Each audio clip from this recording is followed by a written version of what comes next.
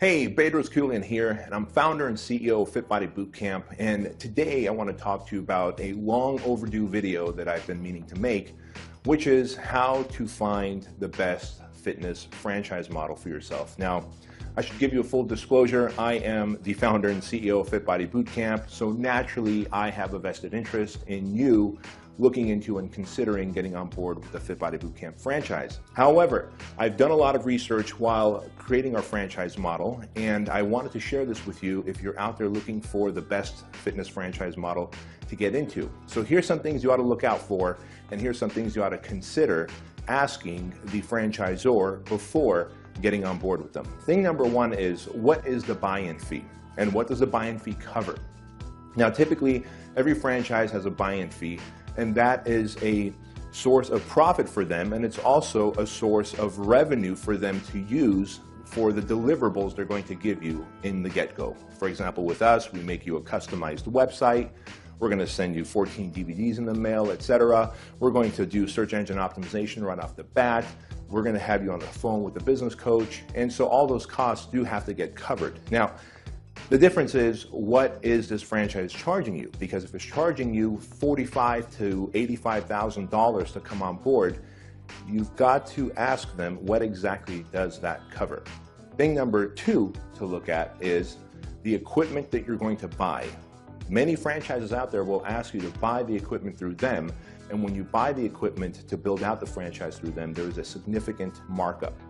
And while I'm a big fan of free enterprise and everybody profiting, it's in your best interest to find out what the equipment cost is going to be in addition to the buy-in fee, and what your limits are, whether you can shop outside for the best discount or if you're committed to purchasing that equipment from them. Thing number three to ask and look out for is, what is my franchise royalty fees? Now, the standard practice out there is to charge between 6 and 8% of your gross monthly revenues, which again, depending on the service that they're offering and the support they're giving you as you're on board with them, that may be an awesome thing. But look at it this way. If your franchise is doing $20,000 a month after, let's say, a year or two of being open, and they're taking 6% of that, they're effectively getting paid $1,200 a month on the $20,000 a month that you're making. And as you grow your business to $30,000 a month, that 6% now translates to $1,500 a month. And so you have to ask yourself, am I getting the equivalent of 6% of my gross revenue each month of services, support, and help from the franchisor? Are they helping me grow, or am I growing the business myself and giving them a larger dollar amount each month with that franchise fee? So consider finding a franchise that has a flat franchise fee of a flat dollar amount. Many people know this. I consider myself, Fit Body Bootcamp, as the anti-franchise franchise. We have a flat franchise fee that's very fair, and we make our money on the back end when we help our franchise owners get more clients. I believe that's the proper business model. Your opinion might differ. The fourth thing that you're going to want to look at is, how long is the term of this franchise?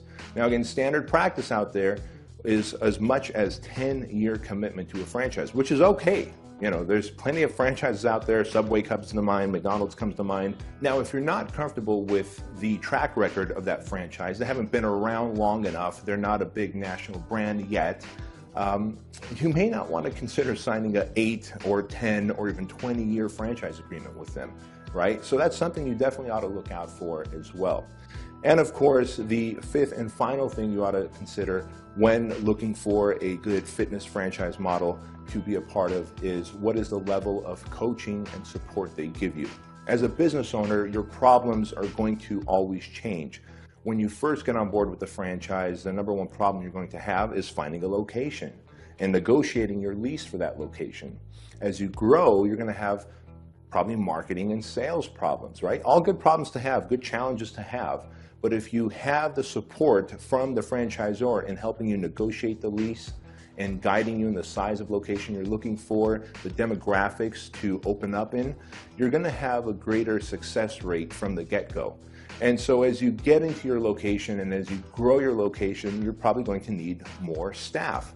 Is the franchisor able and capable of helping you to hire and train those actual employees who are going to help you out in automating your business so that you can actually take some time off. Because the last thing you want to do is be a hostage to your business model where you're literally working 60 to 80 hours a week just to keep it running.